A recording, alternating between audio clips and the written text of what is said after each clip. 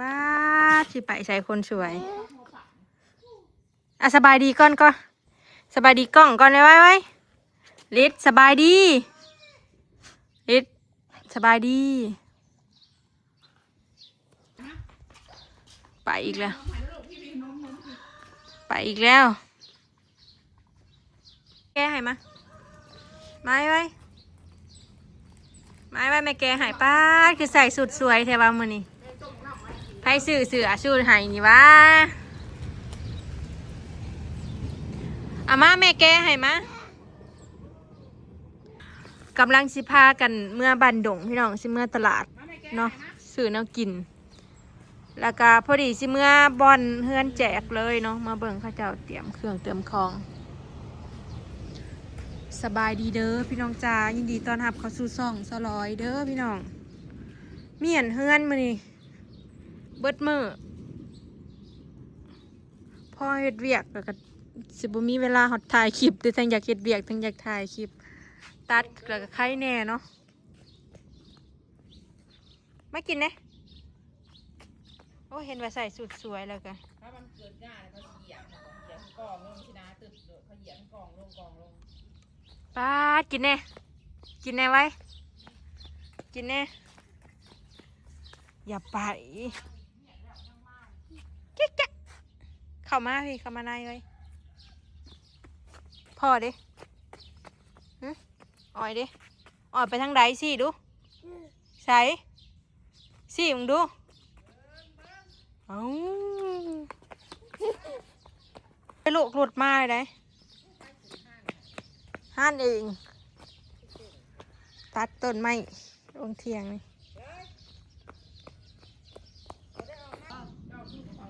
บายอีกเลยมารถมาเลย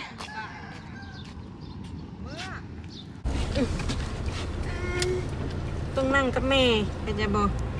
บัดเบรกกับเบรกโลดพอก็ได้ทุจ้าไว้ก็จะบริเมื่อทุจ้าไอชิมาซื้อห้ำหมูอุดอลิสเบิร์ดแล้วอลิสชิมาซื้อห้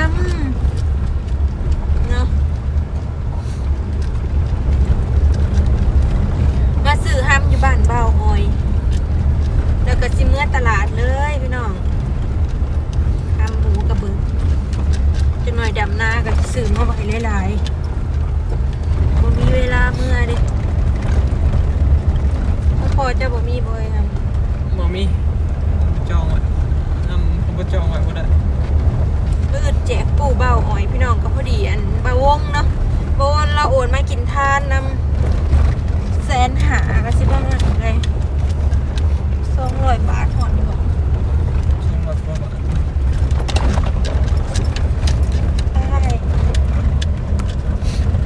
อันนี้เป็นเจนะ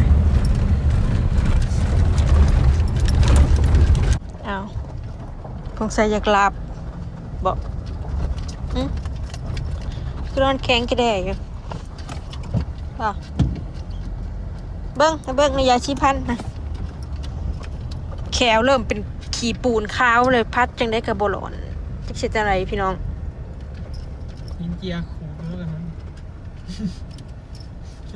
นะชื่อมาใหม่ยาชีพันคินดีอื่นได้แบบนี้อื่นได้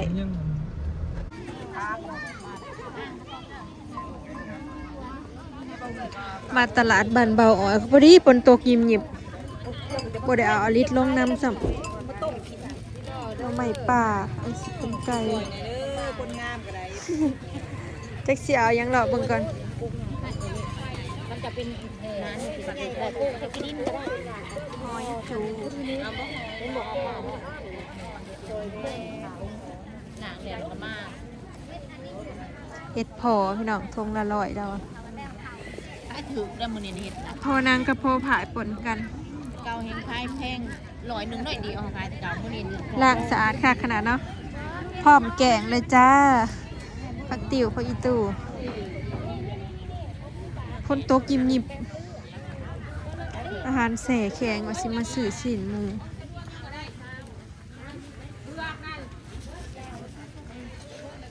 ว่าชิมพ้นตก ใช้อยู่นั่นจ้ะ พ่อเพิ่น นี่โคมกันบาดหยาง เป็นถั่วเลียนกับปลาทูจ้าเสียวยังพี่น้อง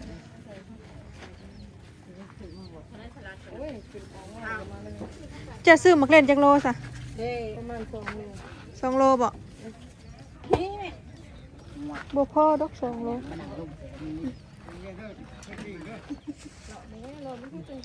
เบิดแล้วหานก็ได้เขาจะปรับใหม่เนาะซื้อเบิดเลย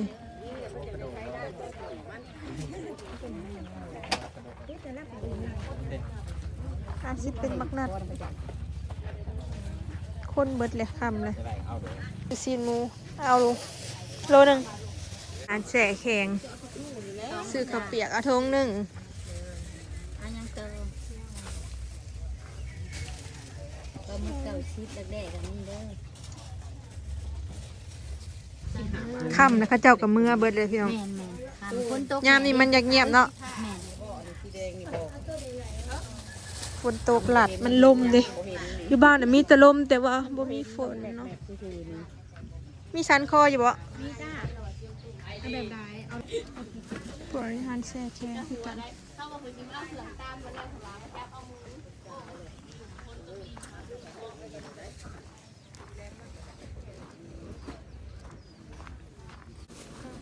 ข้าเจ้าเก็บเบิดเลย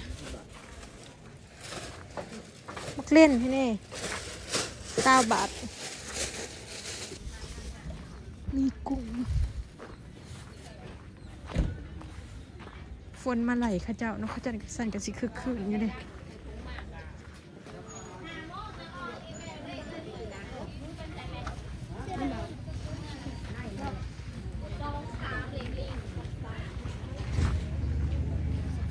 มียาขาหนูอยู่บ่มี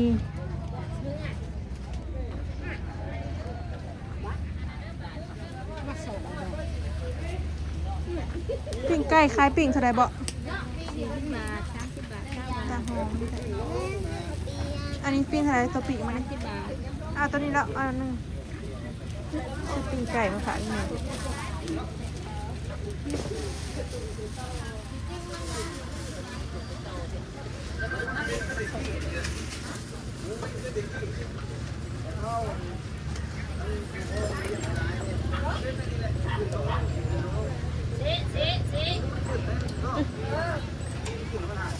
ปิ้งไก่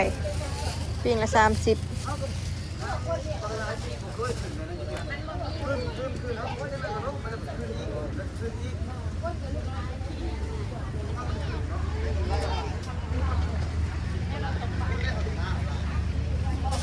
แต่จะตีนหมู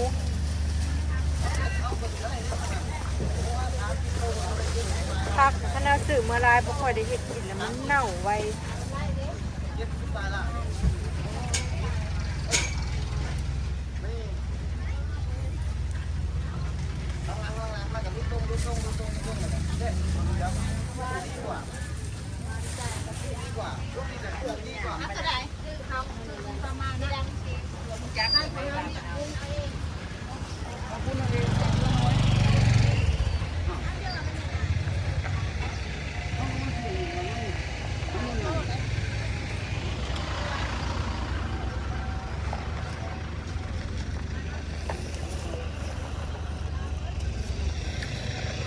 คุณนี่นักดิ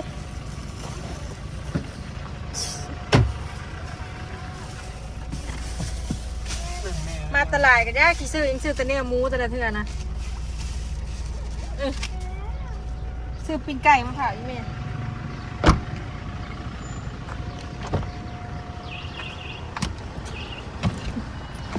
ยังคือนั่งกอดกันอยู่วะบอก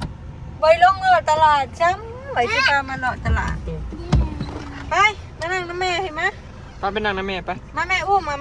ป้าไปนั่งนะแม่ไปมาสิเฮ้ยนั่งได้เลยนี่ บ่ค่อยได้มาตลาดเดือนละเทื่อกันบ่ได้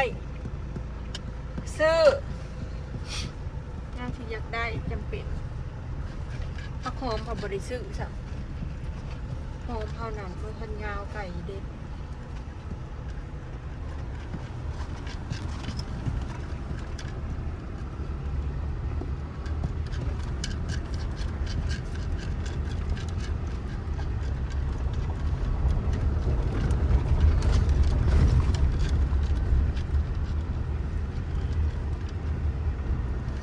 มาแวะซื้อหำมาเอาหำในเฮือน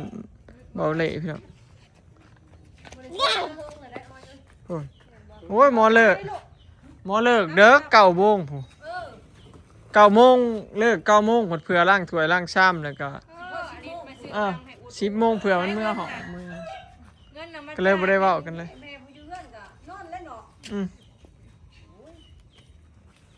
ออกว่าพี่ลูกให้เงินน่ะมาจ่ายไหมเงินจ่ายดิผู้มาซื้อหำไป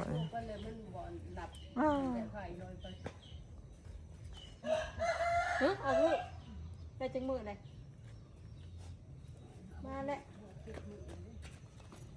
แต่เขาไปอยู่โรงพยาบาลหมู่คือก็3 มื้อเนาะ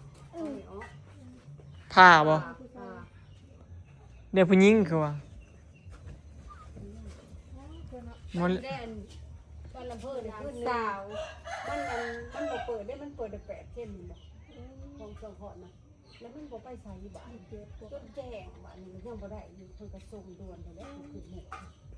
ไปแล้วเขาเจ้าก็พาไปได้เอ้ย3 โล 7 คน3 โล 7นี่2 โล 5 2 โล 7 2 โล 8นี่ออกเอง 3 โล 7ออกเองบ่ได้ดอกใหญ่พวกเกือบ4 โล3 โลนี่ก็ยังว่าใหญ่แล้ว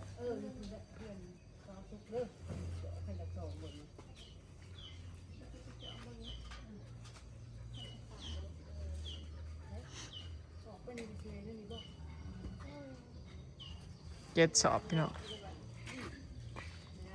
เอ้ยซ้ำบักเล่มา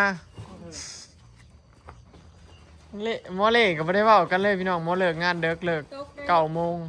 เพื่อล้างชามล้างถ้วยแล้วก็พอดีเลิกมาอยากไปพ้นแต่กับหมาย่าบ่มันมาเขาย่าง